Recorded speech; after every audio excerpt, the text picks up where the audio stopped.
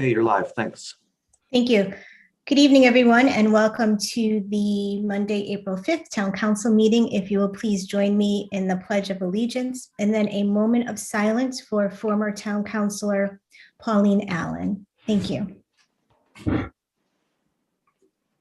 I pledge allegiance to the flag of the United States of America and to the republic for which it stands, one nation, under God, indivisible, with liberty and justice for all.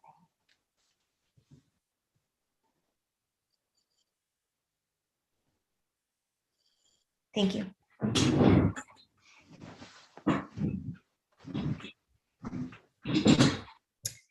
So I just, on behalf of the entire council, would like to send our sincere condolences to the Allen family.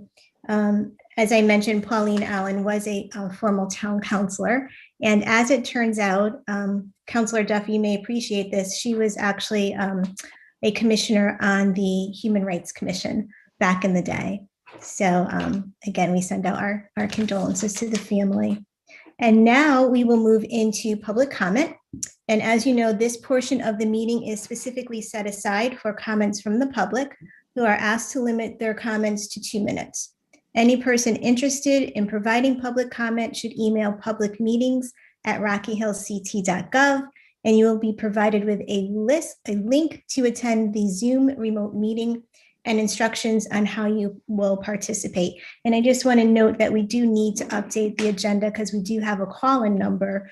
So if you don't have computer capability, you can always call in and we will take your public comment that way. So I think I do have the list in order as they appear. So let me pull that up. 1 minute, please.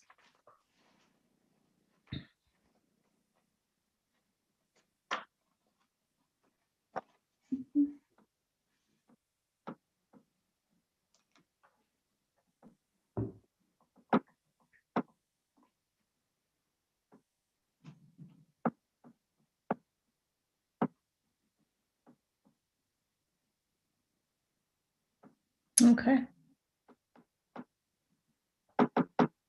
So we should first have Mr. Eric Hopkins.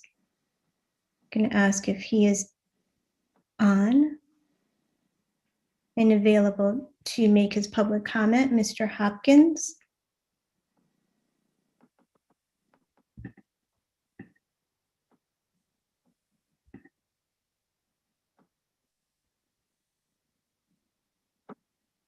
Madam Mayor, I don't see him on the list.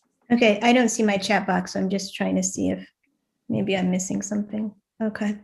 I'm going to next move to Jaira LaSalle. Is there a Jaira LaSalle? Yes, ma'am.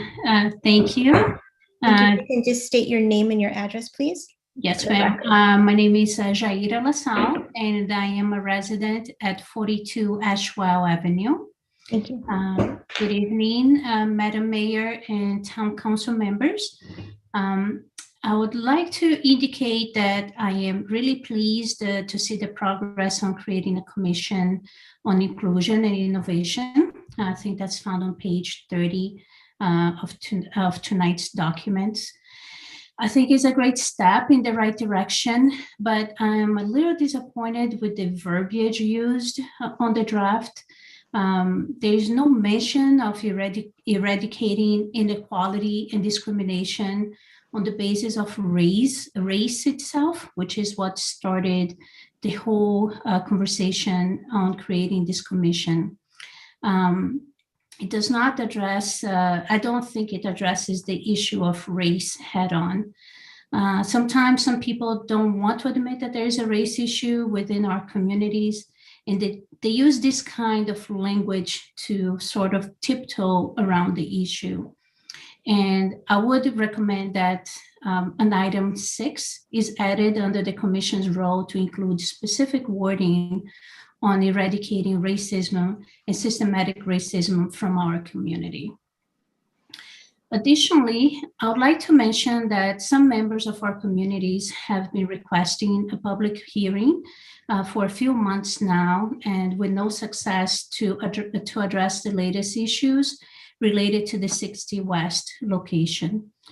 I understand and support the need to provide humane care for the elderly prisoners in our state, and I understand the benefits of a facility like that to the taxpayers of our state. But I really have concerns in allowing out-of-state prisoners to move in, and I don't think it's fair to our community and to the homeowners nearby. And being the only facility of its kind in the country does not mean that we want additional out-of-state offenders living nearby.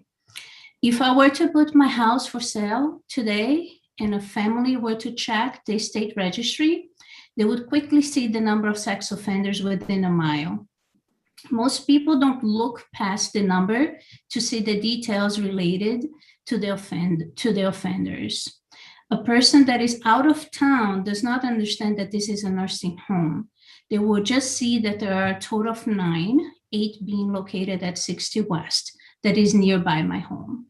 This issue is a concern for several residents, and having a public hearing on the subject is nothing but fair for us. Thank you for your time and attention, and I look forward to your feedback related to those concerns. Thank you.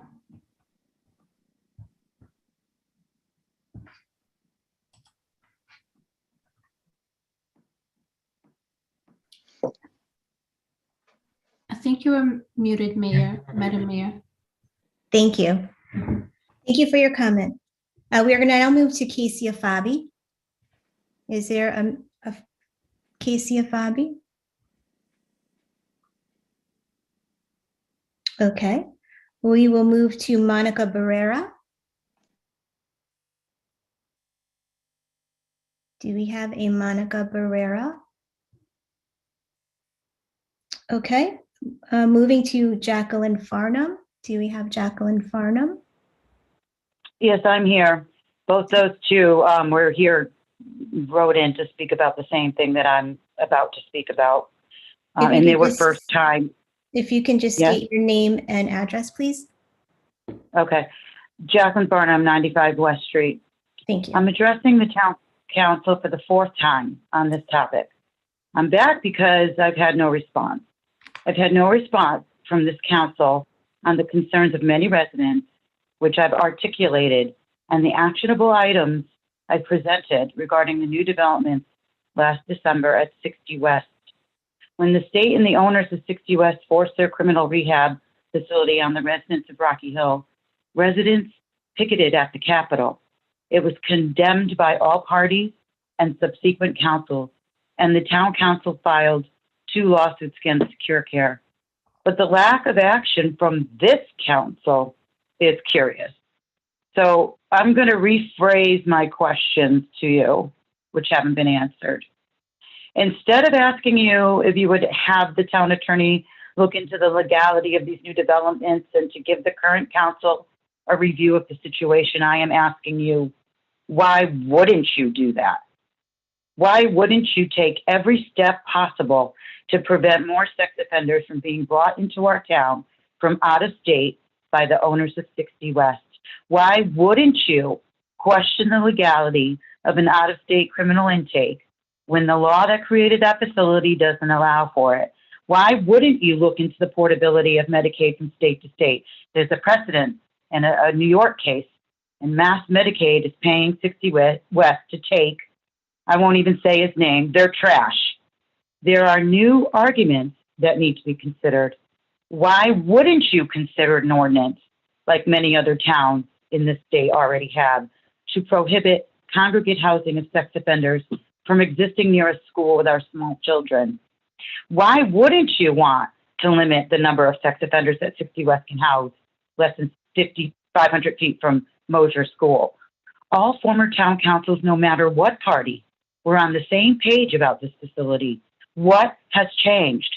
And why is this issue any less important to you than the public safety issues elsewhere in town? The truth is, There is no way any of you, 60 West owners or anyone, can guarantee our safety because these criminals are free to come and go. 60 West can't control what happens once a criminal is outside of their facility in our community. I've documented many cab companies and wheelchair vans going in and out of there, as well as I suspect some lost Uber drivers. What is preventing a 60 West criminal from taking an Uber to a restaurant near West Hill and then walking over to the school? Nothing. So my question is, why not do these things to protect all residents? If you don't propose an ordinance or question the legality of their actions, you are giving them a free pass to continue bringing in out-of-state criminals and filling their beds with sex offenders and pedophiles so they make as much money as possible at the risk of our kids. Your lack of response is negligent. Your actions should be sending a loud and clear message to the owners of 60 West that this is not acceptable to the residents of Rocky Hill. The question is, why wouldn't you? Thank you.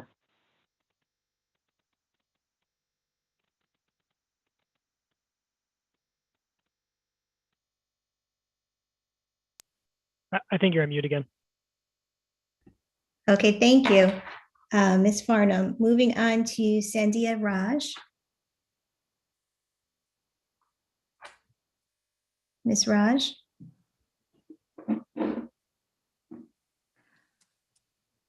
Okay.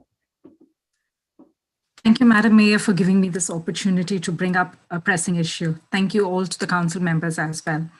I'm here to bring notice on a pressing issue with regards to the unprecedented delays caused in the visa processing of H-4 EAD or the work authorization visas. This is more of a nation issue, but then we have quite a lot of people who are affected from our community as well. We had earlier met last week. We had met the mayor and council member Pankaj, and we had expressed our concerns to them. What we would like to bring in notice is we have 100,000 women across the nation who are affected by these unprecedented delays.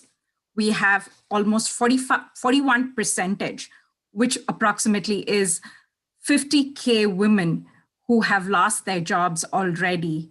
And in the next few months in the sense, we're talking about a month or two, we would have another 50K women who would be losing their jobs. If we're talking about when all this all started towards the end of 2019, when we had arbitrary requirements. We had certain processes that has been changed in how these visas were processed earlier. From a change in the delay is from 2019 to 2020, it has been 8 months when one person can go ahead and apply for their visa, only extension of their visa, only 6 months before their expiry. But the earliest a visa can get approved by the statistics that's given up on the USCIS site is 8 months. So by default, anybody and everybody who goes in for their visa extension would end up losing their jobs. And this is not just one time, this is always, this is every single time that they apply for an extension. So we're talking about every year or 3 years once. What we're trying to say is we are not talking about low-wage workers here. We are talking about high-skilled workers. We're talking about teachers, nurses, healthcare professions. And in the middle of a pandemic, do we want to lose such people?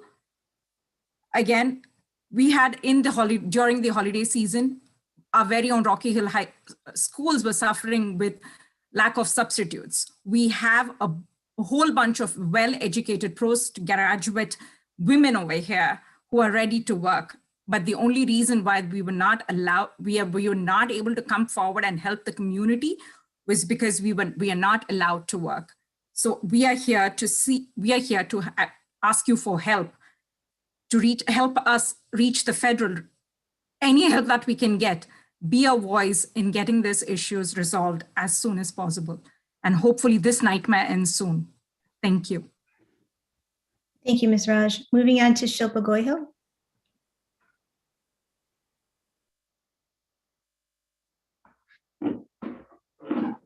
Is there, Shilpa, are you here? Okay, moving on to Krista Mariner. I'm sorry, I was trying to unmute and Oh, okay, 1 minute, Ms. Mariner. Ms. Gohil is here. Go ahead, Shilpa. Please state your name and your address for the record. yeah, good evening, everyone. I'm Shilpa Gohil. I'm resident of 9 Beecher Lane, Hill. I'm here to just enhance what Sandhya said already. I'm just giving you the economic perspective of the problem, how bad it is affecting our own economy. Though I'm not affected by the problem, but I could have been. I'm now a legal resident here, so I'm thinking about from the US economy side. So despite their temporary work status, those visa holders, they add the value to the US economy as a worker, as a taxpayer, consumer, and in some cases, entrepreneurs. So significant evidence are there that those foreign workers are assets to the United States.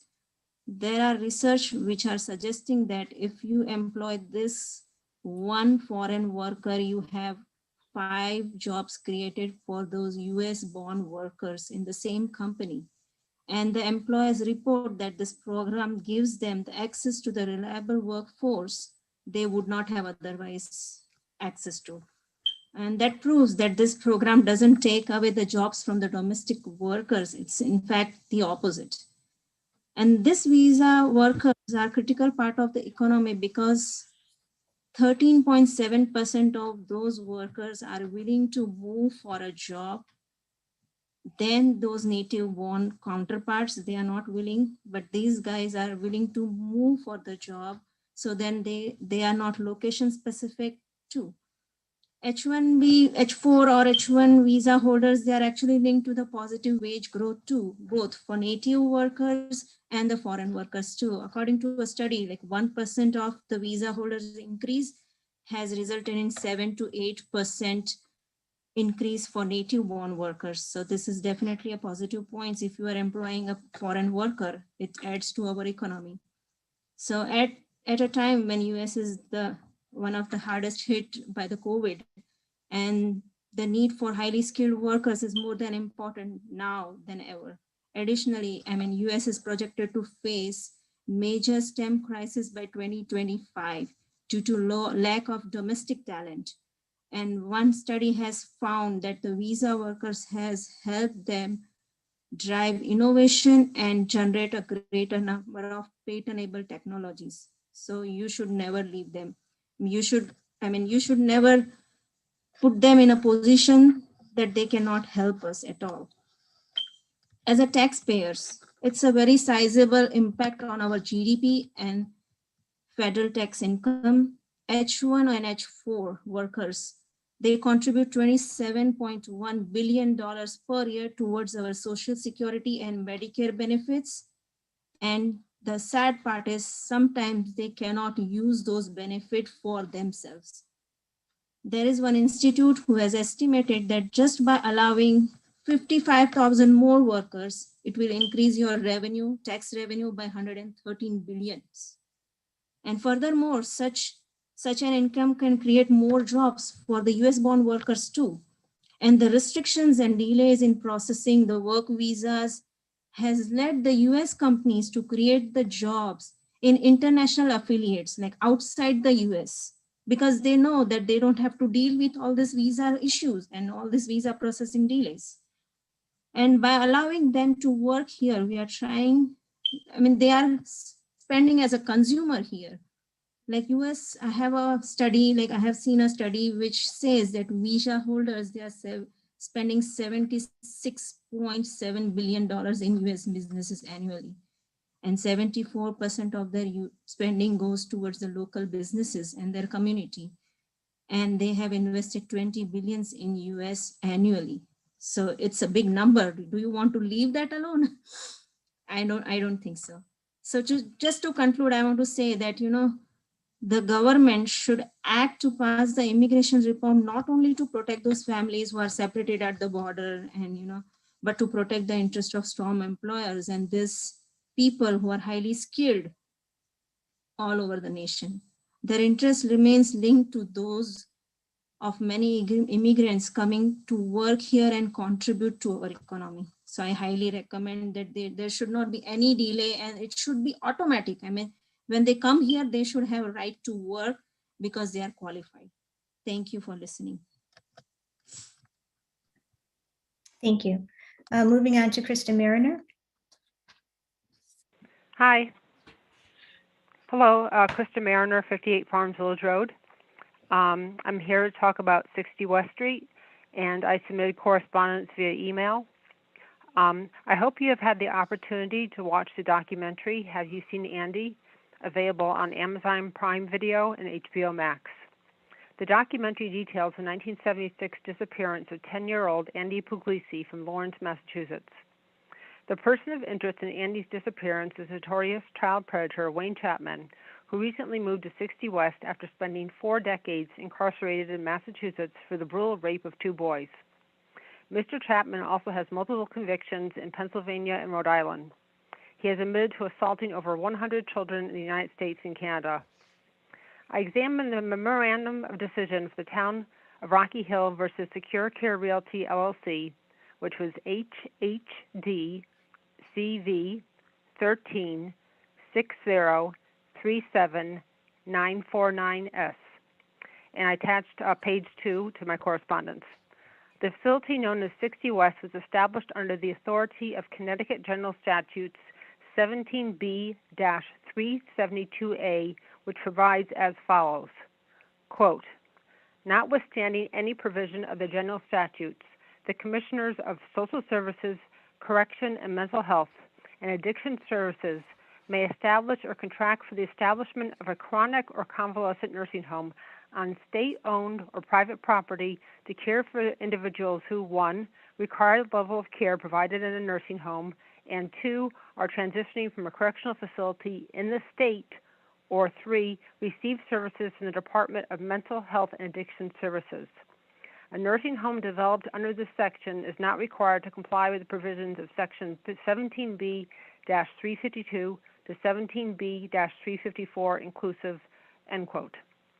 The language about a correctional facility in the state makes it a fair question, perhaps for the town attorney, whether Secure Care can properly go shopping for clients from out of state. Mr. Chapman's placement was a private referral from out of state. He wasn't sent to 60 West by Connecticut DOC or DMHAS. Mr. Chapman's bill is being paid by Mass Health, which is Medicaid. Mr. Chapman doesn't meet the residency requirements for Massachusetts Medicaid, and Medicaid isn't portable from state to state to the best of my knowledge. Taking the statute one step further, it can be inferred that out-of-state placements aren't allowed at 60 West. It's an arguable point and worthy of examination by the town attorney.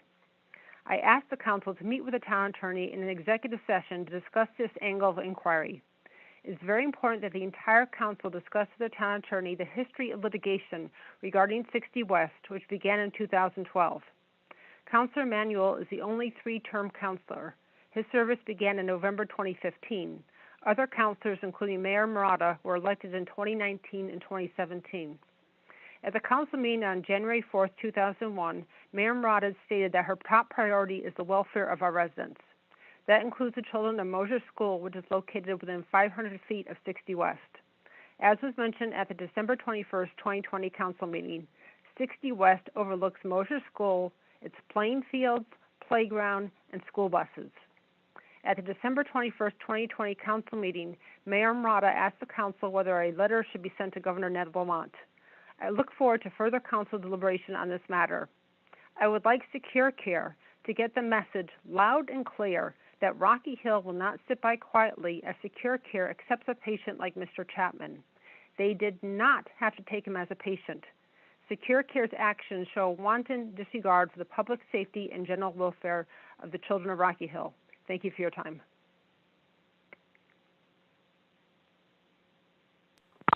Okay, thank you. And I believe that concludes our public comment. So thank you to everyone who came, and we will now move on with the remainder of our meeting. Okay, so moving on to appointments and resignations. Counselor Duff, do you have anything? We do not. Okay. Deputy Mayor Sharmat, do you have anything? We do have one resignation, and that is Tom Coster from the Housing Authority. We have no replacement at this time. Okay, thank you. Moving on to the approval of minutes, the town council meeting Monday, March 15th, 2021, which was in your packet. I will entertain a motion for that. Mayor, I'd like to make a motion to accept those minutes of the town council meeting March 15th, 2021. Okay, is there a second? Okay. All right, all in favor? Aye. Aye. Wonderful. Moving on to subcommittee reports, we'll begin with finance. Councilor The Finance Greenspan. Committee has not met since our last council meeting. The next meeting is April 15th at 6 p.m. Thank you. Moving on to government operations. Yes, government operations met earlier today. Just a couple of notes. The generator at fire station number 3 is in progress and on schedule. They removed the old diesel tank and got rid of over 700 gallons of the fuel to be used in town vehicles, which worked.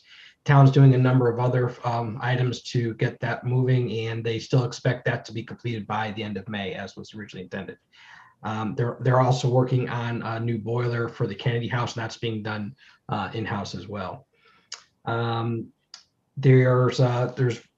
Let's see, in regards to the Rock Hill High School electronic sign that was being contemplated, Board of Education applied for a special permit for an scrolling LED sign to be on Chapin Avenue. It was approved by P&Z with certain conditions. I won't get into all of them, but talks about sight line and hours that the sign can be on or has to be off. Generally speaking, it'll be on when town parks are open, but there's more details to that. The sign has been ordered, but waiting for delivery that's to be determined, but they expect it'll be installed by the end of the school year. And when it comes time for installation, the Board of Education will work with residents of that neighborhood as far as regarding the best placement for the sign on the property of the high school. And lastly, for West Hill School, Board of Education has put out requests for bids for HVAC work, including 4 new rooftop units, and they expect those bids to be into them by April 21st. And then John Mayer will talk about the senior/community center later in our agenda. Okay, great, thank you. Our next meeting is May 3rd, by the way. Sorry. Thank you. Okay, moving on to public safety, Deputy Mayor Sharmat. Public safety did not meet since last time, and our next meeting is for April 19th at 5:30 for the regularly scheduled meeting. I am able, though, to report that if anybody had seen the commotion going on at Stevens School, it was evacuated due to a suspicious package earlier today. The evacuation went smoothly with no injuries. The package was later determined to be a returned library book from 40 years ago. So it ended well. Any chance we can collect those fees? Well, I think there's a return address on there.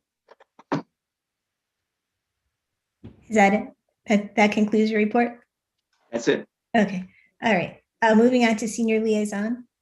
The Senior Liaison Committee did meet on March 22nd. We did have a relatively brief meeting. We did get an update that the Community Senior Center project is still slated to be completed for September. The Human Services side still has programs ongoing for energy assistance and renter rebate programs. And they are working still on programming.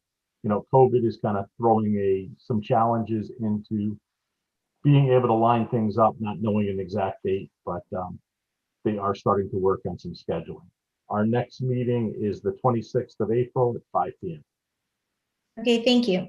moving on to land acquisition and farmland preservation. Mayor, we did meet on March 23rd at 6 p.m. And at that meeting, we were able to get a presentation from Alicia Cornelio, president of the Rocky Hill Garden Club. So there is a garden club in town, and the garden club was able to provide the committee with resources, but also an outline on the topic of the community gardens that shall come to pass maybe next year on the Streska farm once that gets cleaned up. We were supposed to, I believe, Councilor Duff, we were supposed to get a notice about the cleaning up of the initial phase cleanup, but we have not received one yet. Maybe John Mayer could fill us in on that.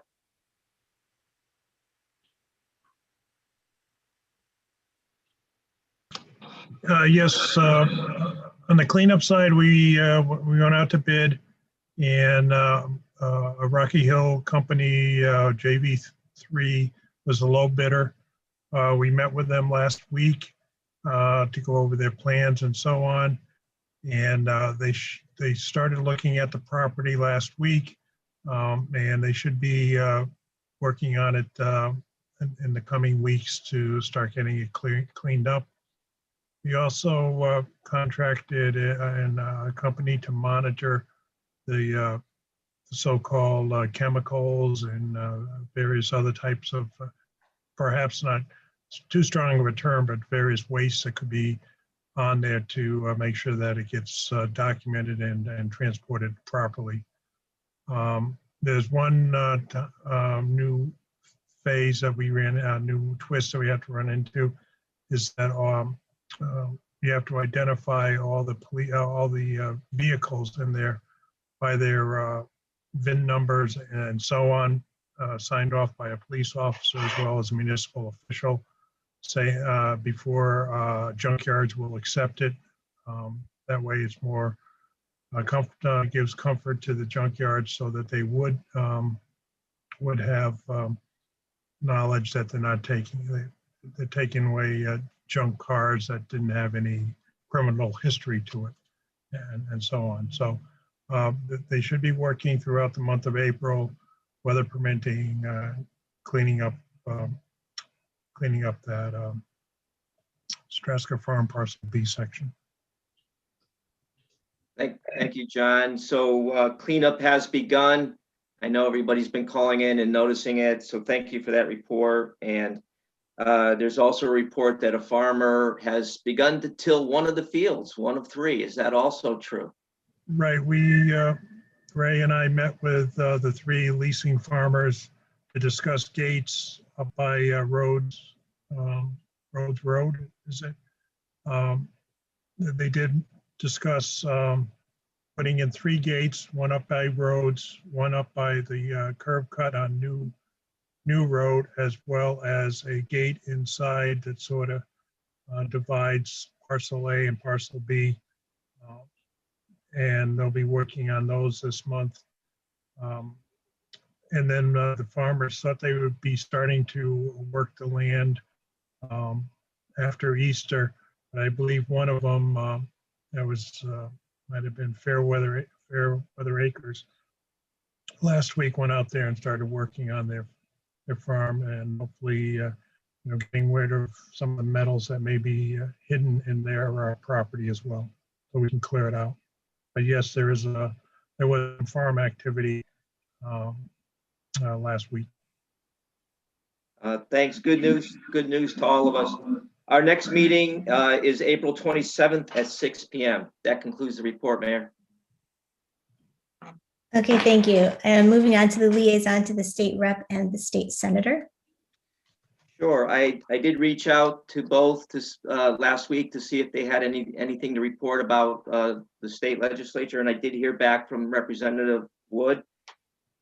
First, she reports that there was a public hearing last Wednesday on car theft and property theft, and that she did testify in favorably at that hearing.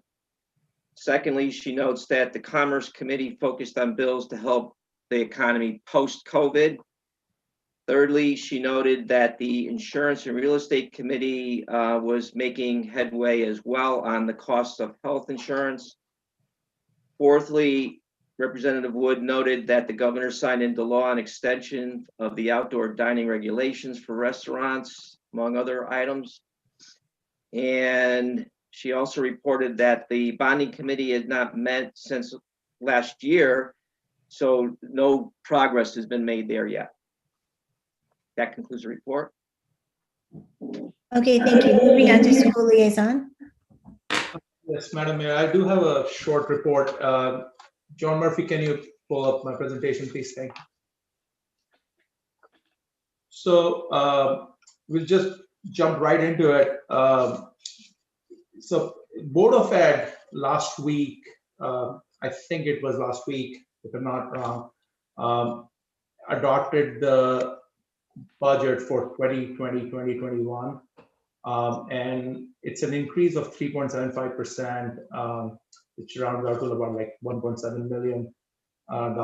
Most of it being the function of contractually negotiated wage increases for teachers, a large part of it, and then increase in health benefits. And, you know, it's not a surprise to anyone probably looking at that chart that 67% is 2/3 of our budget is salaries, and if you count in the benefits, that's about like 83% of the budget. So anything that moves in this budget moves because of those two items for most part in most years. So that's, again, not a surprise. But this proposed budget was actually higher. The increase came in at like, I think 3.9, if I'm not wrong, and this has been like revised down. So I'm sure we're going to hear more about this in the budget workshops we are going to do later for the council's benefit. At that point, I think the town manager and the school superintendent are always there to answer questions. So this is like kind of like the high-level summary of where we are in terms of the schools. To put it in a little bit more perspective, John, if you can flip to the next slide, please. Rocky Hill, from a per pupil expenditure standpoint, when compared to its peer groups, the towns in its peer group, I should say, is a pretty good place in terms of average spending. So if you look at the average spending of those 24 towns, we are doing better than 17 of them. So again, it's about like, even if you look at the top quartile, it's about like $3,000-4,000 less than that top quartile, right? It's a pretty good number from a spending side of the equation point of view. So if you go to the next slide, please, John.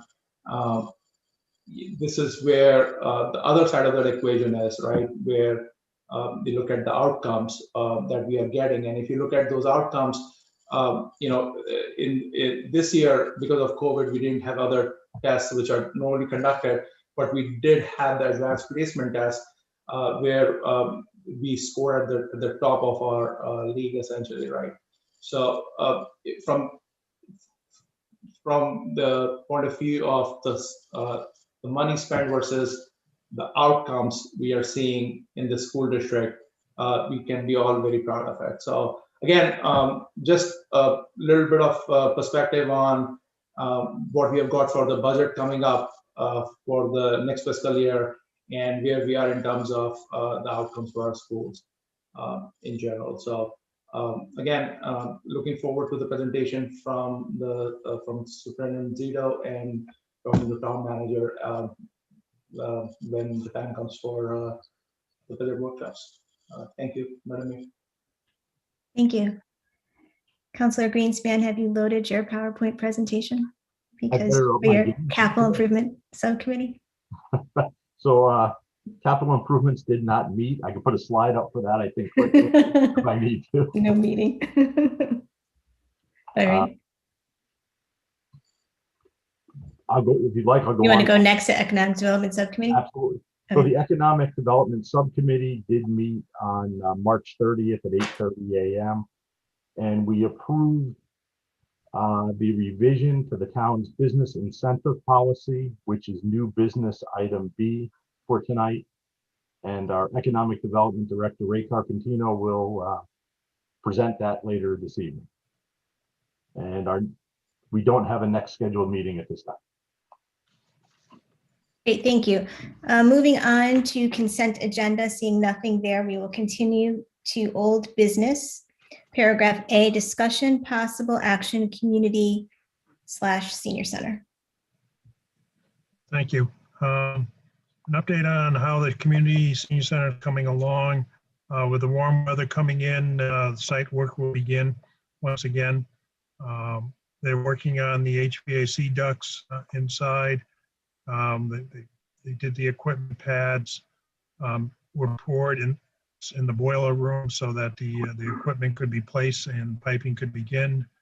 Rough plumbing has been completed. Interior walls are finished and closed and currently being taped and painted. The masons are working outside in the back of the building, primarily working around the window areas where the first order of windows, delivery of windows will be coming in, so that when they do arrive, they can be placed without having to be stored. Lighting fixtures have been installed, and they're working on the audio visual and the security package throughout. Good Friday, we did have a shutdown of power, and that went well. And they're slowly starting to turn on the power, so you should start seeing internal lighting in the building very soon. And that's it. Thank you. Moving on to paragraph B, discussion, set public hearing, ordinance, chapter 24, Commission on Inclusion and Innovation. And I believe we have our HR director and director of legal compliance. I'm scanning. Are you here, Dana? Good evening. Hi. Good evening, Madam Mayor. So we have a couple of things to get done this evening. Most importantly, to make sure we set the public hearing date so that we make sure the public has ample opportunity to discuss and to provide input regarding the ordinance. But we first need to make sure that one of our town council members introduces the ordinance. Okay, thank you. And Councillor Prakash, are you going to do that motion? Yes, so I would like to make a motion, Madam Mayor, to request the council to hold a public hearing on the draft of the ordinance. And for that, I think we need to probably have a discussion before that, I guess. Okay. Do we need a second? So you'd like to introduce the ordinance itself? I will introduce the ordinance. All right, so is there a second on that motion? Yeah. Okay, any discussion? Okay, all in favor? Aye. Okay, Ms. McGee. In terms of the ordinance itself, a draft was included with the agenda as well as in the town council. In terms of next steps, a public hearing date was proposed of April 19th. I wanted to make sure that that was a date that was okay with the rest of town council. Do we have a time? For April 19th? Most likely 6:45.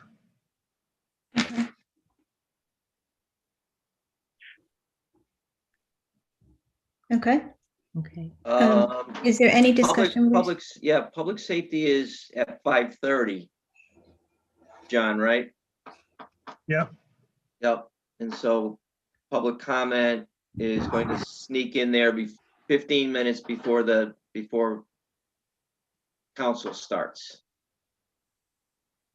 Public hearing. The public hearing will sneak in 15 You want to minutes start it at before- 7? Before the start of council. We could have it at 7. How does it work with our regular meeting? Because I think we've got some interest in the community on this. I don't know if that is a half hour of discussion or if it's, an hour, how long it is. Do we have the option of, if we run late, do we put it on hold and we open the meeting and then we suspend the meeting? Is that how is there a mechanism for doing that? Yeah, just as you said it. When you get to, if you start at 6:45 or do you want to adjust the start of the town council meeting? It's kind of a busy meeting, I know. Then if you hit the 7 o'clock of the town council start time, then you sort of have to close the public hearing, open up the town council meeting, go into recess, and then reopen the public hearing. So, Ed, would you rather start public safety at 5 and then have the public hearing start at 6:30? Councilor Manuel, you okay with moving up to 5? Yeah, that's fine. Thank you. Councilor Prakash? I'm I'm good with that, John, just to give ourselves a little elbow room. Okay. So public safety at 5. And then the proposal for the public hearing is April 19th at 6:30. Correct.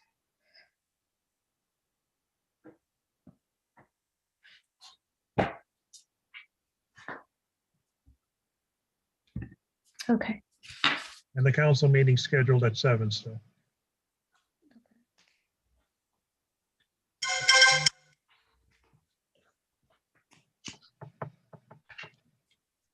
Okay. Is there anything else you'd like us to do, Ms. McGee? this Well, evening? we are, my office is prepared to make sure that all of the appropriate documents are posted through the town town clerk's office so that Okay. the public has ample opportunity to review the documents that will occur tomorrow. And it will also be posted in appropriate newspapers to ensure wide distribution of the information. We had also discussed the importance of letting folks know this evening how people can express interest in joining the commission. We had discussed, for instance, an application process that would go initially through town staff, and the applications would be presented after pre-screening to the town council, and the town council ultimately would select who would be appointed to the commission. I wanted to make sure that's still okay with you. Yes, thank you. Thank you. Does anyone have any questions at this time? Madam Mayor, just a comment. Tonight, for the first time in a while, we had some people participate in the public comment section, some by phone and some via Zoom. And I think that's important that we do the best we can to communicate those two methodologies to as many people as we can so we can continue to get that public feedback. So I don't know what the mechanism is to communicate it, but I just want to make sure we make that effort. So perhaps that can go into the notice. Absolutely. Thank you. So that's adding the phone number. Yes. Right. Any other comments or questions? Yeah, well, we have, I'm pretty sure that I believe the draft version of the ordinance that we're looking at is in the council meeting packet, which is online. You mentioned that would run in the paper. So I guess would that be the notice, or we can have it posted? Or is there like a pending ordinances section of the town site? It's not very long. It's 2 pages, but if folks want to provide comment or other forms of feedback, that would probably be useful. In case they missed the paper that day, or maybe they don't get the paper. Right. In addition to the newspaper, it's also posted at the town clerk's office. In addition to that, we will make sure that it's on the town's website.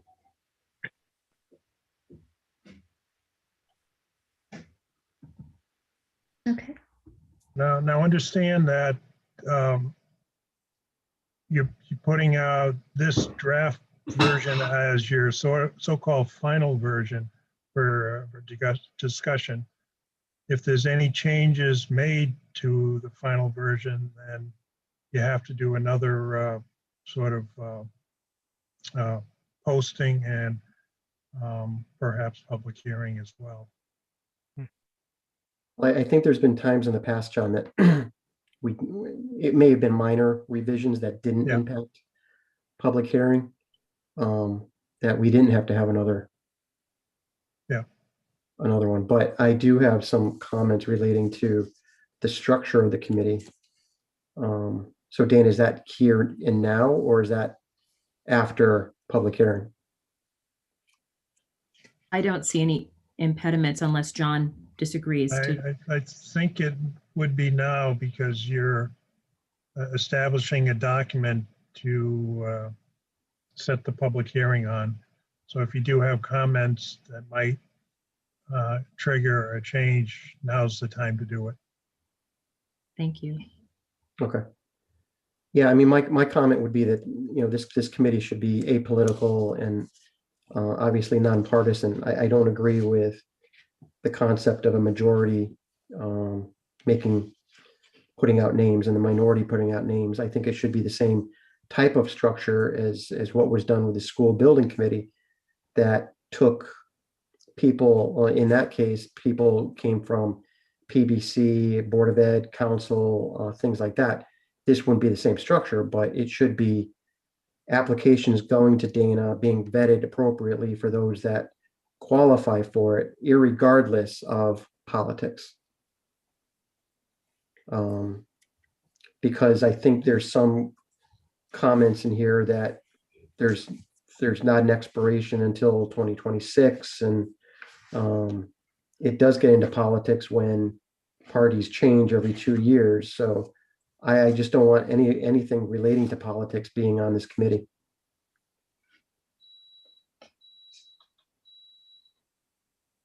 If I could add to that a little bit too, I think also having the majority leader and the minority leader, besides the political aspect, in a silo, choosing, 3 and 2, I think you're not going to end up with the best inclusive commission than you could have. At a minimum, I think they need to work together with the applications, as I think as Councilor Emanuel said, pre-screen, and then, should be able to come to an agreement if not, of course, it ends up at the council anyway, but I think you end up with a better commission in that aspect of working together on going through the applications. Yeah, I tend to agree with you, Mimi. I know that, I will speak for Councilor Duff. I don't think there's any issue with coordinating and collaborating, amongst the entire council with respect to applications that have been vetted, and those come to us. In terms of the political, majority, minority, I absolutely hear that. And we did have discussions about that for quite some time. I think the difference is this isn't a building committee. In every other commission or board that's out there, this is the way that we do things. And I don't know how we pull this one out and say it's different just because its mission is different. That's all. And I think the way we've staggered the years, we've made it such that, and there's really no party that's going to come in and try to change who's on this. We all understand the purpose and the meaning and the intent. And that's why there is an application process. That's why there is a vetting process. And picking the numbers it's just the part of doing business. Well, the design committee, that was also not really political. We had one Democrat, one Republican, and we chose the members. We vetted the application. We got letters from people, and we took some suggestions from each other. And so I still think that you're not going to get the best commission, but especially if they work in the separate silos. Ultimately, it does come to the council. So if they can't come to an agreement, well, obviously we would have a vote. But it just seems to me that you have people that may not even be registered voters who would want to be on this commission.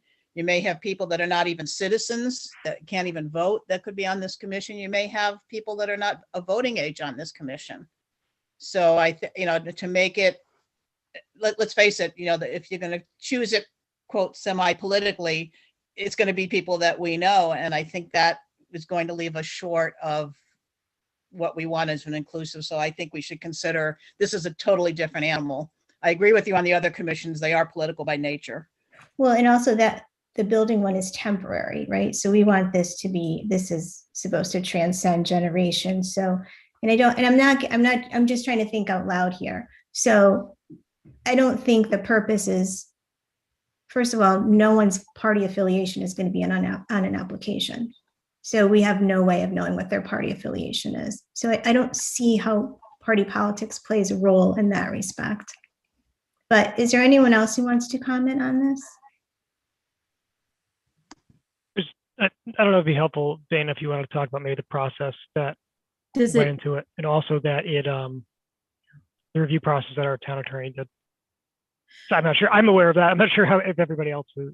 I'm wondering if it would be helpful to this discussion for folks to know that we are looking to ensure that the town council considers the applications or prefers the applications of folks who do not currently serve on a board or commission or have not served on a board or commission. I recall in the discussions where I was taking notes, it was important that we have people who don't typically have an opportunity to engage with town council and in the various political activities, that we were specifically looking for people who typically don't participate. And that, in fact, the more active you tend to be, perhaps less likely it would be that you would be chosen for this particular commission, because we are trying to encourage people who don't usually participate to come forward. Is that helpful at all to this discussion? I mean, yes, I think it's helpful. I think my main concern is not so much there's 3-2, is that they work in a silo. I think they need to, sit down together and go through the applications. And, if it ends up being, one gets 3 and one gets 2, but they have to do it together, because you could just end up with a one-sided, being in the silo is my biggest concern. Understood. So perhaps a scenario where HR reviews the applications, pre-screens, and then I ask our town council folks to sit in a room together at one time and pull applications. Is that what you're envisioning? Yeah, to me, I mean, yeah, that just makes sense, because if they're separate, you could end up with skewed one way or the other. And 5 really isn't that big a number when you consider the different aspects of inclusion, race, gender, abilities, disability. There's so many of them. Small 5's not that big a number anyway. You don't want to skew one way or the other. So that's my biggest concern. We are going to take turns being majority minority. That's not the issue. It's making sure that we have the best possible. So I don't like the silo idea. Right. Yeah, and to your point, Dana, maybe something similar to what we did with the town manager search, how you did that. Right. All people in one room developing a consensus at one time before we leave the room. Right. And I wonder also, at some point we should have a mechanism, if it down the line 10 years from now we decide we need 7 people or 9 because there's just that many more categories, what's the mechanism for increasing the number without having to go through a major, if we can get something in there that we don't have to have a big deal to be able to do that. Understood. Just a thought. Okay, good I'd like feedback. Go ahead. Comment so I think this design committee is a subcommittee of the building committee. So I think in this case, with the commission being the main functioning body that would carry on the work of the council, is a pretty good form. And then when a particular issue or project comes along that the commission would require additional assistance, you could then have a subcommittee of that to provide that extra. But I mean, the structure you don't want it to be too unwieldy and also demand too many resources when you might not have them, right? So keeping the commission structure the way it is, and then allowing for a design committee to be established when needed seems like the most likely road, proven road for me to go forward with any of these commissions that we have. So I like the structure that is provided for it right now. And Dana, that reminds me, in the original commission, there was in fact some type of subcommittee task force, right? So potentially we can work that in.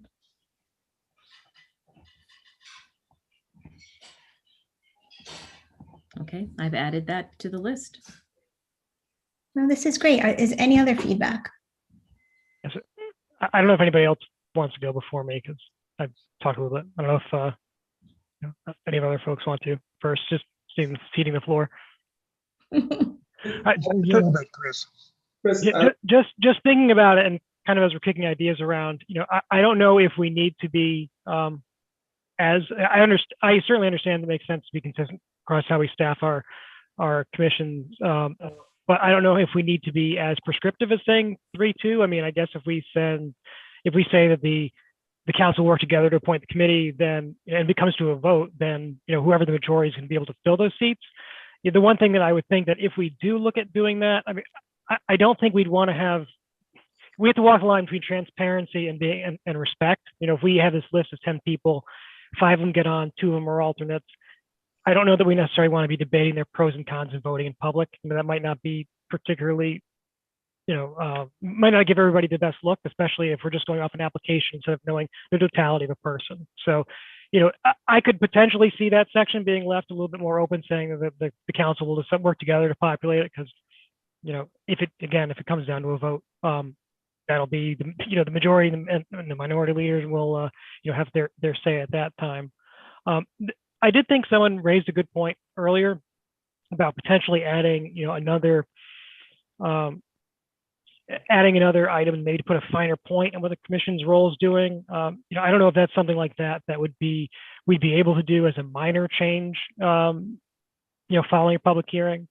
I think no, if you're going to make a change, you got to make it now, because you're putting together a document that's going to be reviewed at public hearing. And it's similar to public comment. People will come in and make comments about the document, and then it will be closed, and then it will go to the town council during their regular agenda and approve the document. And they'll hear the public comment, and then they could make the decision, accept the document as is, or make changes on that. But you do have to make, if you want to make changes before the public hearing for the document to be adopted by, you should do it now, not after the public hearing. Yeah, so just, and I'm done after this, but with that in mind, most of the commissions that we have are governed by a state statute. We need to have planning and zoning. We need to have open space wetlands, and here's the guardrails within they operate. This one's going to live or die depending on how well the public actually do participate. So I think in this case, being responsive to public feedback is something that we should be open to.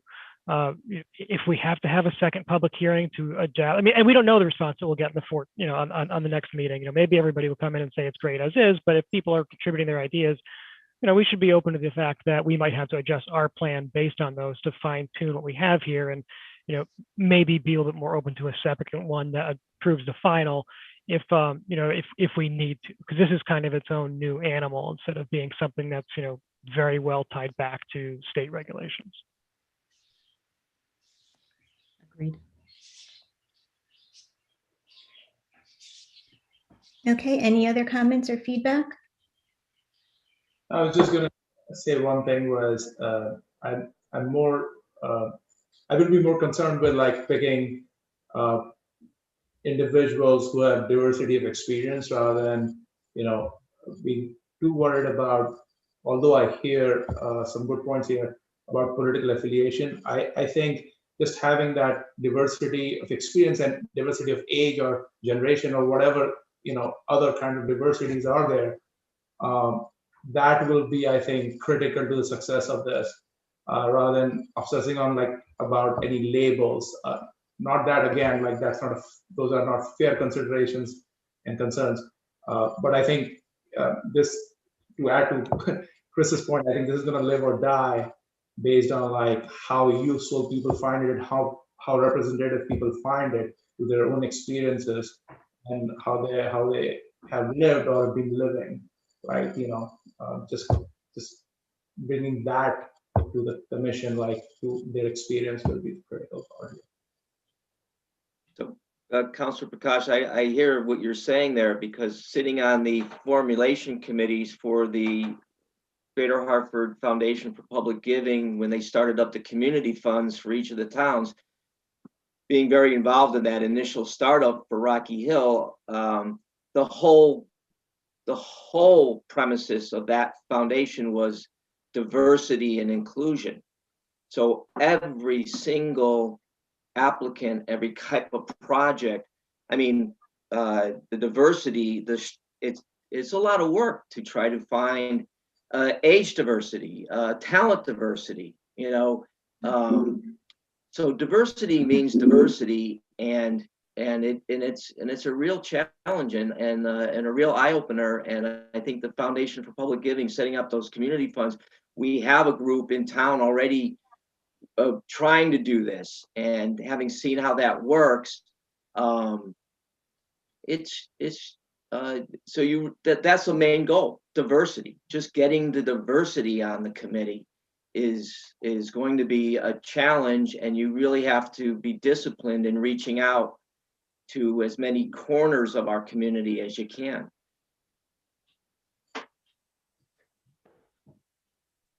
Thank you. Any other comments, questions, concerns? I mean, I appreciate the discussion about the various sections. I mean, I'm inclined to agree with how Section B is written. My feeling is a council like ours would naturally get together and have the discussions to have a cohesive unit to be part of this committee. But the wording of this protects, like, if an all else fails type situation, a future council where they don't have the relationship between the two sides. At least it ensures that everybody's getting heard, everybody's getting to participate to put the appropriate people onto the committee. So I think I'd be inclined to leave it, or leave a similar version as to how it's written here. Thank you. Okay. Yeah, anyone else? Okay, wonderful. All right, so we're making progress. We will set our public hearing, and we look forward to hearing from the public. And it's not a very lengthy document, so hopefully we get some participation. Thank you very much. Thank you, Ms. McGee, for all your hard work and being with us again tonight. Okay, so let's move on to new business now. Oh, so sorry. The hearing date and time. I'm sorry, you cut out. You want to do a motion to approve it? Yes, please. Okay. May I have a motion to approve the date and time of the hearing? Yeah, Madam Mayor, I'd like to motion to approve the date and time of the public hearing, which is I think 6:30 on April 19th. Okay. Is there a second? Second. All in favor? Aye. Aye. Thank you. Thank you. Okay. Moving on to new business. Paragraph A, discussion, possible action, partnership agreement, brownfield grant application. And I believe, John, you said Ray is joining us? Yes, he is. Mr. Carpentino, are you here? I am here. Okay, welcome. Thank you. The floor is yours. Okay. This particular item involves brownfield remediation, specifically a brownfield remediation grant being issued by the Connecticut Department of Economic and Community Development. Belfonte's Companies, LLC, is a development company specializing in mixed use and residential development throughout Connecticut and the country. They currently have a contract, I believe, for the potential purchase and redevelopment of 2418 Main Street, commonly referred to as the Ames property. And they are currently in their due diligence phase of this contract.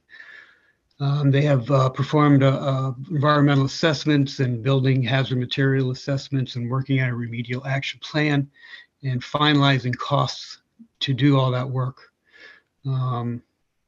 Because of the extraordinary costs associated with the redevelopment of the Ames property, Bellefonte is requesting the town assist them in accepting some brownfield remediation grant funds.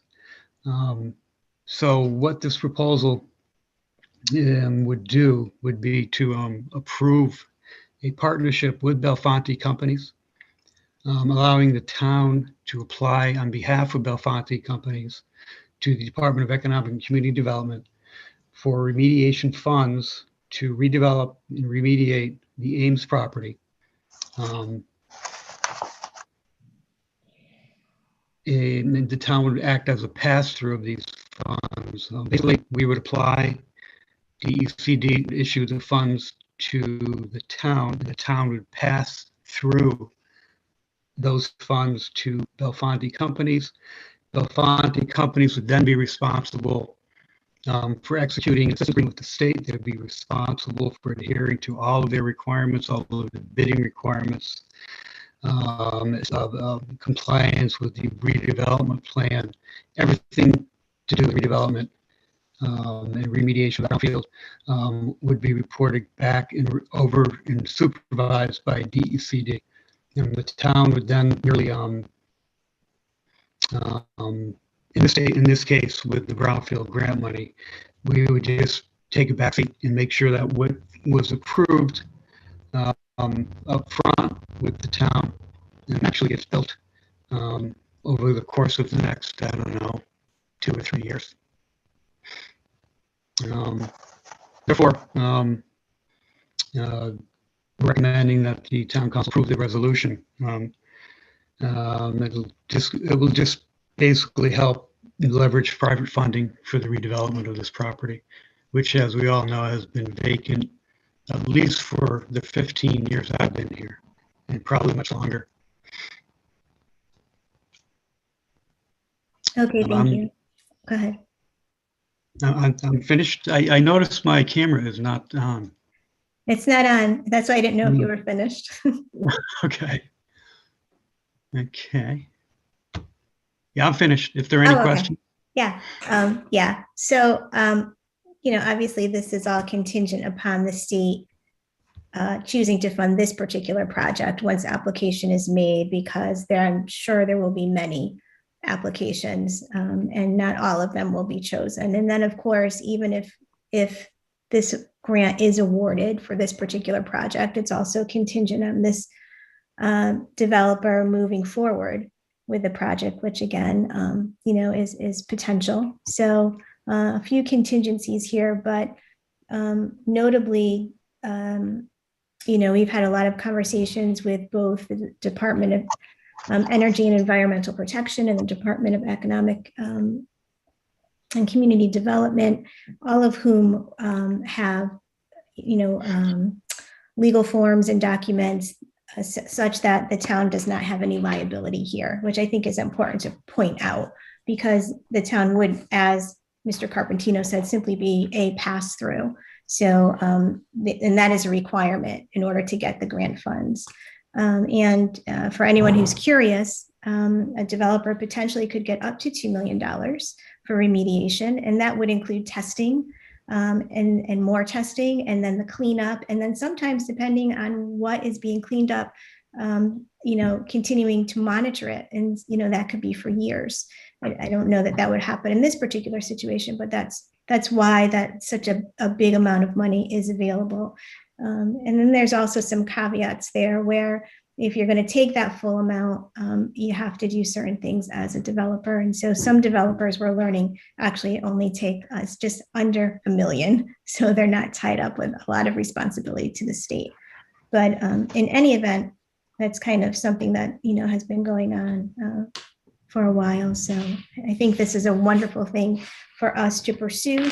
Hopefully this project moves forward, but it is important that, as Mr. Carpentino pointed out, this property has been there vacant for many, many years. And we do have an opportunity to incentivize development that's going to benefit our community, and we should take advantage of that opportunity.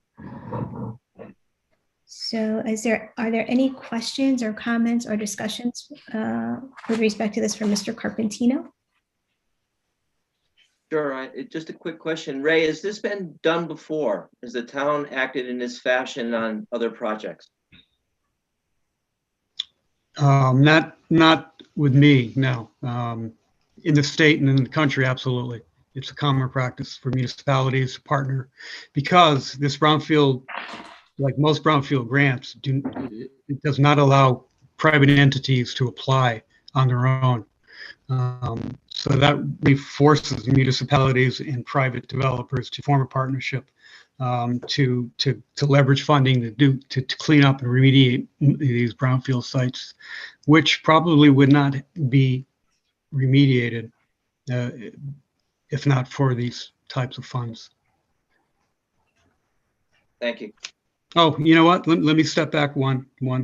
The town did act as a pass-through for the Town Center West development, but it did not involve funds or brownfield redevelopment. Thank you. Anyone else? John, just a historical question. Didn't we discuss incentivizing a couple of years ago? Was it for taxes for Ames? We did discuss Ames a few years ago, many times, and we did discuss utilizing our business incentive policy for that, but there had been no interest at that time from a buyer, or the owner at the time was not interested in exercising that option. Okay. When did this first come in about Belfonte? His interest? Was it January, I believe, or even maybe December? He had been working with the at that point. We did not know about really the grant request or how far he was really moving along until I think might have been January. Okay. No, my concern is that, again, this is something that I just didn't see until Thursday on the agenda, and it doesn't really give us too much time to really let it sink in. I did do some research on Belfonte, and they have a very good reputation. I've seen some of their projects, and they do a really good job. But it just seems like another last minute thing that we received, that it's due by Wednesday. And I'm just curious if we had been notified, at least by email, that something was out there to think about, that it's upcoming. It probably would have been a little helpful. Well, actually, I was not even sure they were going to partner with us up until this afternoon, because they were on, they were off, they were on, they were off. They needed some clarification on some of the DECD restrictions. Then this afternoon, I got a call from their project manager saying they'll be sending me their part of the application, which is most of it, all of the redevelopment costs and fees, and their remediation costs and so on. So it was on and off for a while. And I see something similar over in Glastonbury. I think somebody from Southwest Connecticut is doing a big development on Main Street in Glastonbury. Something similar. Mm-hmm. They're redeveloping some old buildings, tearing them down and putting up something new. So I kind of see this as a similar effort. Yeah, this is an opportunity that at least we haven't had in 15 years for this property. This is the first along, I think it's been since it's been vacant. Well, the other proposals have been pre-applications in front of P&Z under the apartments. Right. But that didn't really go far. Right. Okay, thank you.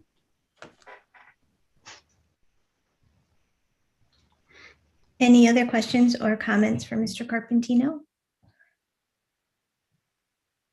I just had Okay, go sorry, I ahead. just had a quick question. So is this, and I think everybody, of course, would love a successful project at this site, and this seems like a good shot, a better shot we've had in a while. Is this support, like, does Bellefonte have a particular plan, or does this, like, I guess, is this grant application tied to a specific site plan or version of the project, or does this give them the flexibility as they work their way through planning and zoning? I guess one thing, in our eagerness to see a project move forward there, we wouldn't want to perhaps surrender some of the town's control as we operate as a pass through. So could you, I guess, Ray, talk about maybe what, if you're able to, what's their vision for the site, and then what might that look like as we move forward? Yeah, actually, by partnering with the developer, it gives the town a hand in the redevelopment. It gives the town say in what happens with that property. There is a conceptual plan which is being further refined for a mixed-use residential commercial development, including, I believe, a town green, a lot of green space, recreation area. We will find out a little bit further on in the coming weeks, a more definite, more detailed conceptual plan. But the Brownfield grant will definitely be tied to a redevelopment plan that the town council and the Planning and Zoning Commission feels is appropriate for that location and complies with the town zoning regulations. There's another, you mentioned the tax abatement policy earlier.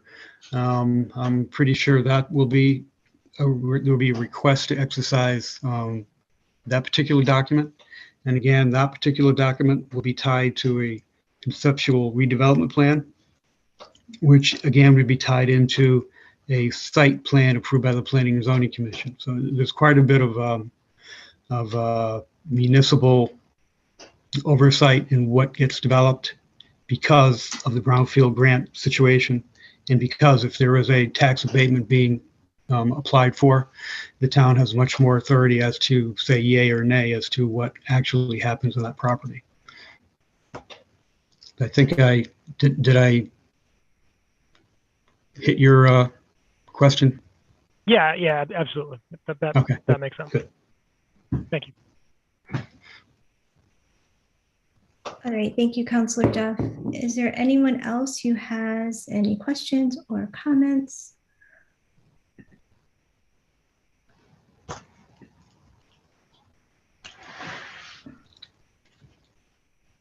Okay. If the discussion's through, I think we have to make a motion Yep. and second, and then do voting. Madam Mayor, I'll make a motion for the town of Rocky Hill to partner with Bellefonte Companies for the purpose of applying for the state of Connecticut Department of Economic and Community Development 2020 Municipal Brownfield Grant for the environmental remediation required for the redevelopment of 2418 Main Street. Thank you. Is there a second? Second. Any discussion? All in favor? Aye. Aye. Wonderful. Great to see this. Thank you. Thank you, Mr. Carpentino. You're welcome. And moving on to new business, paragraph B, discussion, possible action, revision to the town's business incentive policy. I suspect you're here to talk about that too. That would be me, yes. Okay, Connecticut General Statute 12-65B, which addresses, gives the town municipalities authority to grant tax abatements, was updated in 2016. And our abatement policy was last updated in 2013. So what I did was update art and business incentive policy utilizing the current statutory language and deleting the table of terms that was specified in the previous version of the statute. Namely, the previous statute allowed abatements up to 7 years at a certain value, 5 years at a certain value, 3 years at a certain value. So we adopted the statute at that time. So now what we have is exact wording of the statute, allowing the town to merely fix taxes and abate for up to 10 years. There are no other terms associated with that statute. Also, I modified the eligible uses, again, updating and coordinating with the state statute 12-65B. Also, just to hop back a minute, I did have our town attorney review the document. We discussed it today. So there are some minor changes from the version you have. I can go over those quickly in a moment. And then also, I just modified the language of general conditions of approval to general stipulations of approval. That don't really make much of a difference, but those general stipulations are now in the revision. Allows the town council and the town manager a bit more flexibility with the construction schedules. The previous policy required, 12 months to start construction, 24 months to finish, and there was no flexibility without going back to the town council or the town manager. Now, those particular timelines may be modified, expanded during the town council approval process. It's just more flexibility. It's more appropriate, and it really reflects the real life conditions with construction.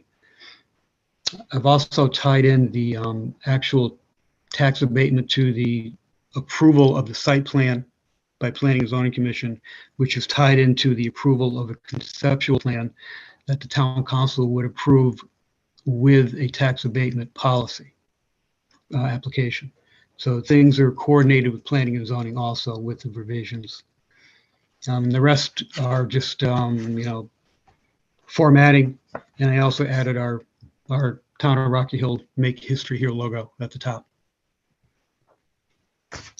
Would you like me to go through each revision, or do you have general questions or specific questions for me?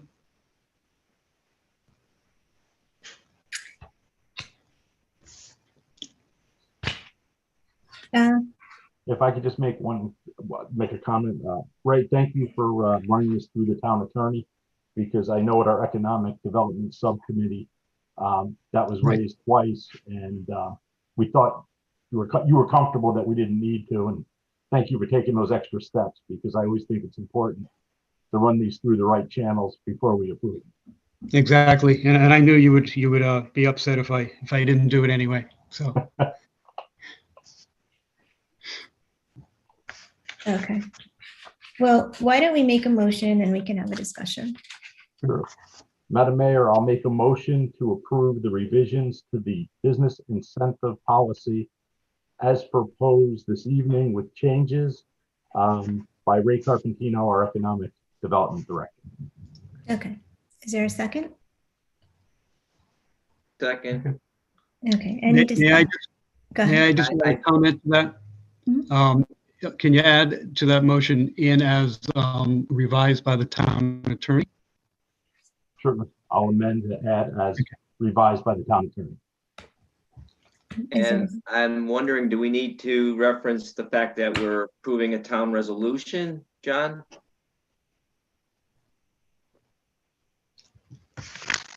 It's a resolution that we're proposing to accept. Resolution is accepting changes made to the business. Do we have to name it as a resolution? Yes. That's how it's been done in the past. Yes. So I just didn't remember that. I don't think, Alan, you prefaced it as accepting a town resolution in your very beginning opening statement. Well, I'll accept your friendly amendment to the motion then. Okay, thank you. Any discussion?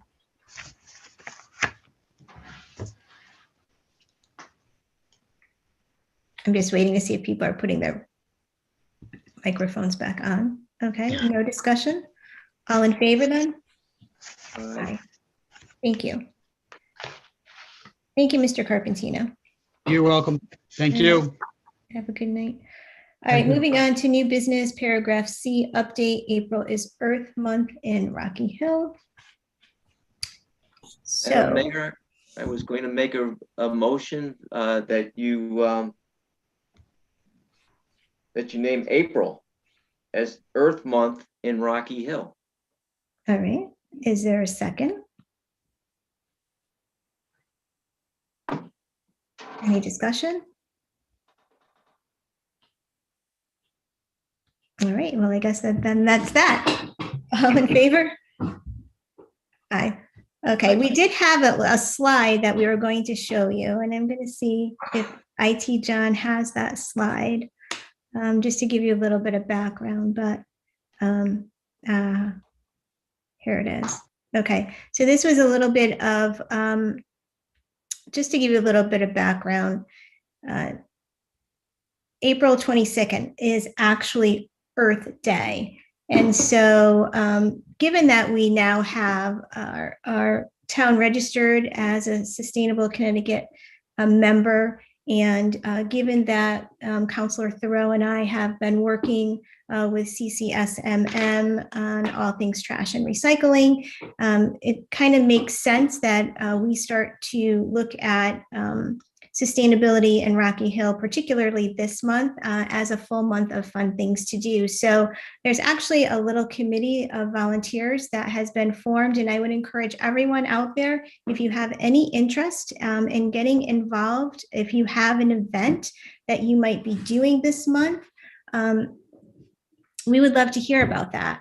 And so this is just something that's just starting right now, what you're seeing on your screen. We are going to put this on our website. But some of the things we've noticed are there are a lot of activities that are already scheduled to be happening, things that will be happening with the library. We're thinking about a townwide cleanup, which would go on throughout the month of April. And we have some volunteers working on that. But in order to really get this kicked off and to get everyone involved in it, 2 hashtags were created. One is hashtag Sustainable Rocky Hill, and the other is hashtag trash tag, trash and tag. And so what we are hoping is that as people get involved in projects, maybe it's a townwide cleanup, maybe it's a clothing drive, that these hashtags are assigned through social media. And we can all keep an eye on what everyone is doing, and we can join other people in doing things that are good for the community. One of the things I learned about is our Rocky Hill Intergenerational Food Pantry Garden, which is a really beautiful garden that helps all the food that's grown there is done so by volunteers. And that's something that we are hoping to get more volunteers in the community associated with. So this is really just a list of things, again, that will be going on this month. We will be adding to it. And I would encourage all of you to take a look on our website as well as our social media page. And again, if you have an event, if you think of something that you might like to see as an event, or if you just want to be a volunteer and help in any way that you might think is a good way for Earth Month, then we would love to have that participation. So thank you. And now we will move on to the next section, which is the mayor's report. So kind of short and sweet. I just wanted to let everyone know that tonight is the first night of Taste of Rocky Hill 2021. So in coordination with the Chamber of Commerce, we are looking to support our local restaurants because, you know, they have been hit tremendously hard by the pandemic. And most of our restaurants here in Rocky Hill are family owned. And these owners do a lot for our community. They support, you know, baseball teams and soccer teams and softball teams.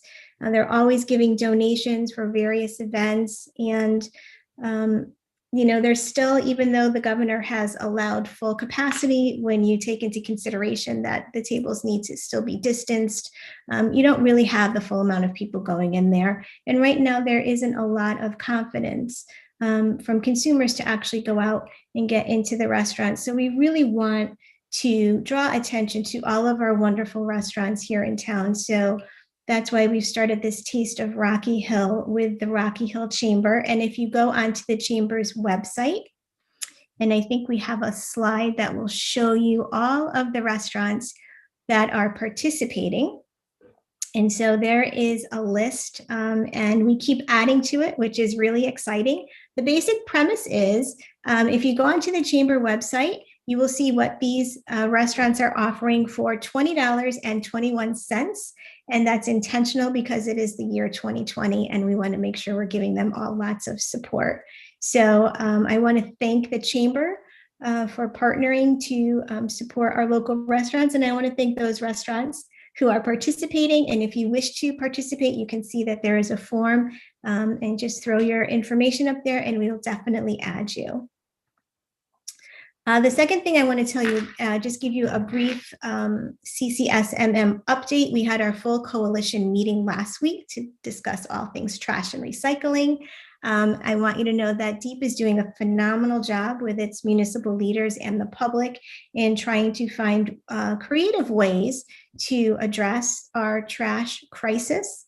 As you know, with the plant closing and prices continuing to escalate, we really need to start thinking as a state about different alternatives. You know, I think at this point, transitioning to different types of alternatives is probably quite costly for a number of municipalities.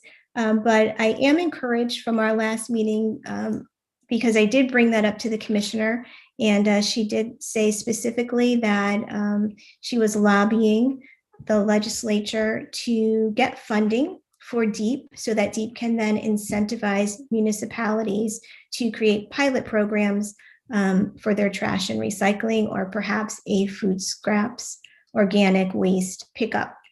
I know that there are towns right now that are doing mini pilot programs of their own and collecting data, and that might be something we might want to consider. I would encourage all of you to take a look at the CCSMM website if you have an interest in this topic. Also, the towns of Salisbury, Sharon, and Branford are launching these really cool little mini pilot programs where they're taking 100 households and they're doing a food scrap pilot program with them with a company called Blue Earth. And Blue Earth is actually the organics pickup company that we are going to be using during our Earth Day presentation on composting. So it's all interrelated, and I hope that you will take some time to take a look at composting as well as recycling. And I think it's probably time that we may do some programming on what actually goes into that recycling bin, because it's not like it used to be. And I've learned a lot about that through CCSMM. And then finally, I want to give you a little bit of what I call a citizen roundup. So we had members of our community come together on March 27th to bring attention to the issue of significant federal government delays in issuing H-4 visas. And so we do have a photo of a group that Councilor Prakash and Senator Lesser and State Representative Wood and myself met with on Saturday, the 27th. And these were women who were getting together to draw attention to the fact that there are significant delays for doctors and nurses and teachers and folks who really we need contributing to the workforce now, particularly during this pandemic, that just are not able to do so. And there was a sizable group here who shared their stories, and frankly, they were very sad stories. And women actually came from Massachusetts. They came from Rocky Hill. And I have to concede that there is not much that we can do at the local level, but we can share the story, right? And certainly our state representatives and our state senator who were there can bring that story to Congressman Larson, who can look into the matter. And so I just wanted to share with you that we heard their voices, and we want to make sure that that their concerns reach the proper level so that they can get some attention to the matter. And then finally, I would like to congratulate one of our Rocky Hill High School juniors. His name is Sashwat, and he was recently chosen to play in the U.S. National Cricket Tournament, which is so impressive. He's going to go later this month to Texas. So on behalf of the entire council, we just want to congratulate you, Sashwat, and we look forward to your continued success, and we wish you much, much luck. And that sums up my report. So now we will turn it over to the town manager's report. Thank you. I've got a couple updates. One relating to the American Rescue Plan.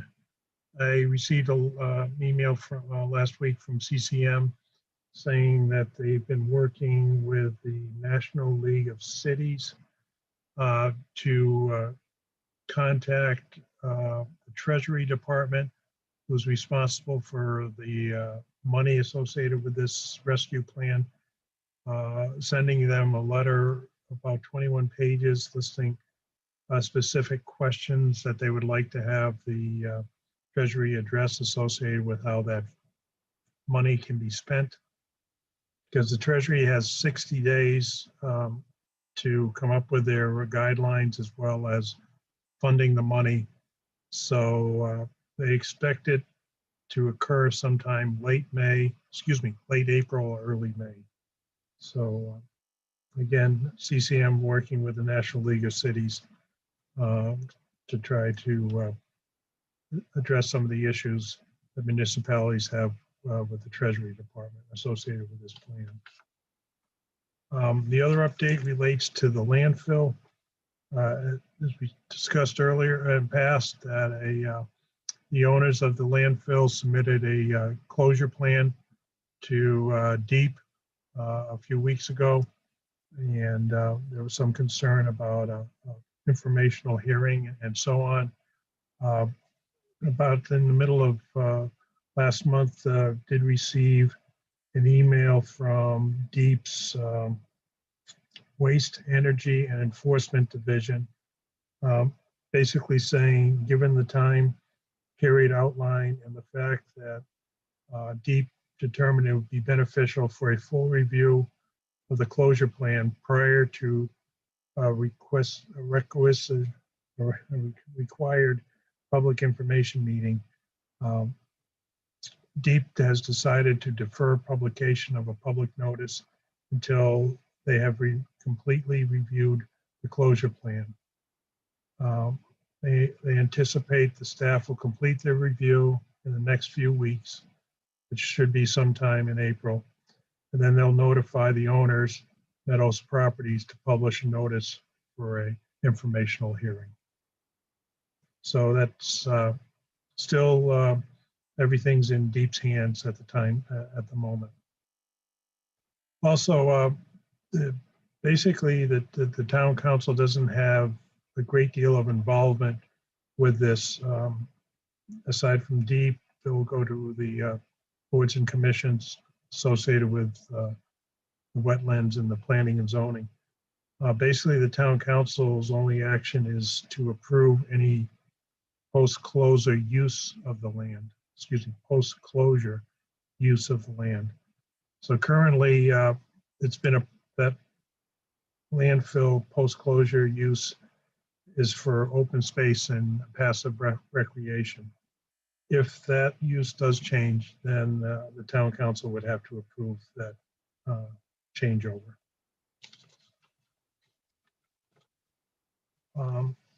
Relating to an update on 60 West Street, I did talk to the town attorney about some of the concerns that we've been hearing at council meetings and so forth, and asked her to take a look at the situation. And she sent a response to it, saying that she has reviewed the history of the litigation with the 60 West Street, as well as the general statutes and section 17B-372A in particular. At this time, they found no legal avenue to prevent this nursing home from continuing to allow a sex offender or former prisoners to reside there and receive skilled nursing care. Section 17B-372A gives the state the authority to partner with private entities like the one at 60 West Street to provide skilled care. It does not prohibit private nursing home from providing residency and care to others. And that's briefly response from the town attorney, Carrie Olson, with Bertha Kalina.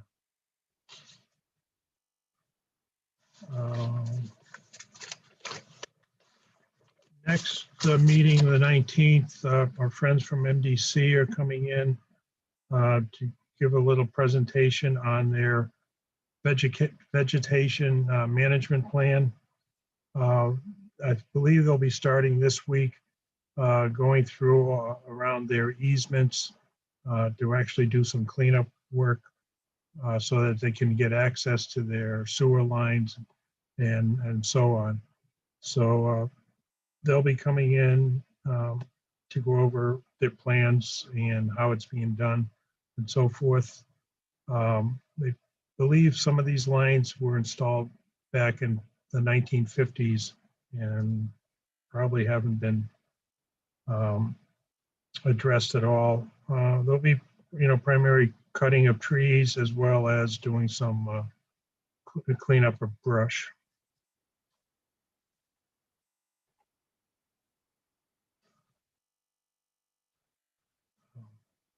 Just an update on some of the parks plans in this coming few weeks. They're going to have their first farmers market on June 23rd down at Ferry Park from 4 to 7 p.m. Rain date's June 30th. This would be the first of 4 farmers markets they're planning this summer. And the town is planning to go forward with its Memorial Day parade unless something comes around that the state shuts it down. And that's still scheduled on May 31st, starting at 9:30. And finally, April is Autism Awareness Month. And for the past few years, Rocky Hill Town Hall lights have been colored or blue as a symbol to support the awareness month. So starting tonight, most of the town hall outside lights will have a tint of blue, for the autism awareness month. And that's it. Okay, thank you. So moving on, our final section, executive session. Contract negotiations with town manager, director of human resources and legal compliance, and town labor and employment council regarding local 1303-112 of council number 4, AFSCME, AFL-CIO. Is there a motion to go into executive session? Madam Mayor, I'd like to make a motion to go into executive session for that contract negotiation discussion. Okay, is there a second? Second. All in favor?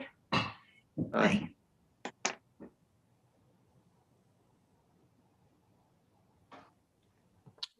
This is John Murphy. Just give me a moment to end all the streaming. Do I get to take control again? If you are in agreement. Yes. All right, one moment, please. Little power trip, Ed, a little power trip. Got it. Go ahead. Okay.